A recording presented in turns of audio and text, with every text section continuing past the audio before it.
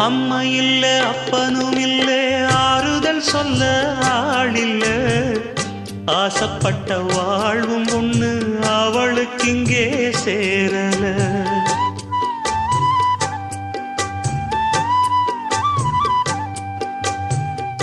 ஆளான நாளிலிருந்து ஆசையும் வச்சா மாறல அந்த கதை பாதியில் முடிஞ்சு போனதையா தேரல பச்சை மண்ணு ஒன்னால பல பழி சுமந்தா தன்னால